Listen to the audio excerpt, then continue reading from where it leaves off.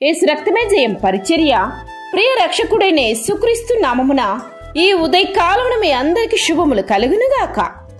వారు నీతో యుద్ధము చేతురు గాని నిన్ను విడిపించుటకు నేను నీకు తోడయున్నందున వారు నీపైన విజయము పొందజాలరు, ఇదే యెహోవా వాక్కు అని దేవుడు సెలవిస్తున్నారు.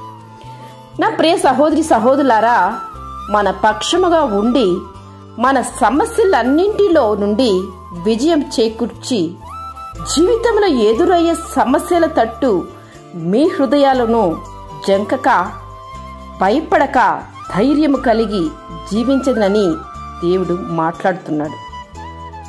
మనలను భయపెట్టే బెదిరించే తరిమే ఎన్నో సమస్యలు మన చుట్టూ తిరుగుతూనే ఉంటాయి. అట్టి పరిస్థితుల్లో మనం ఆ సమస్యలకు భయపడక అధైర్యపడక సహనాన్ని కోల్పోక మన తండ్రి అయిన దేవునితో మన సమస్యలన్నింటినీ పరిపూర్ణమైన నమ్మకముతో విన్నవించుకోగలిగితే మన తరపున దేవుడు యుద్ధం చేస్తాడు, మనకు విజయం అందిస్తాడు.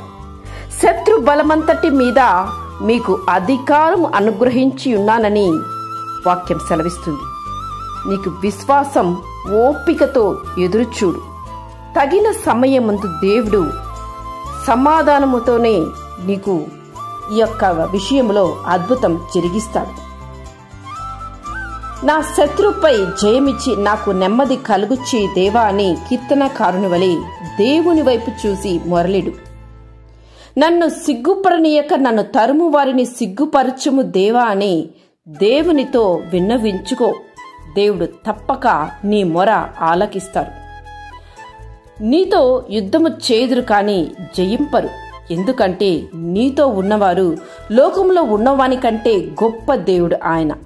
నీ శత్రువుకు మించిన జ్ఞానము ఆయన నీకు అనుగ్రహిస్తారు. నీ శత్రువు ఎదుట నీకు భోజనము సిద్ధపరచు దేవుడు ఆయన. నీ శత్రువుల విషయమై నీ కోరిక నెరవేర్చు దేవుడు ఆయన. కనుక దేవుడు నీ పక్షంగా ఉన్నందున ఏ శత్రువు నీపై విజయం పొందజాలరు. కనుక నీతో ఉన్న దేవుని యొక్క బలమును ఆశ్రయించి నీవు ధైర్యముతో ఉండు.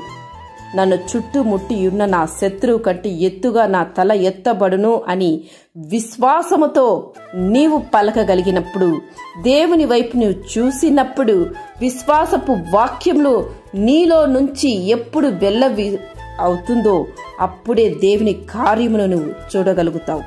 ఆమేన్. యేసు రక్తమే జయం పరిచర్యలో మీ సహోదరి. God bless you.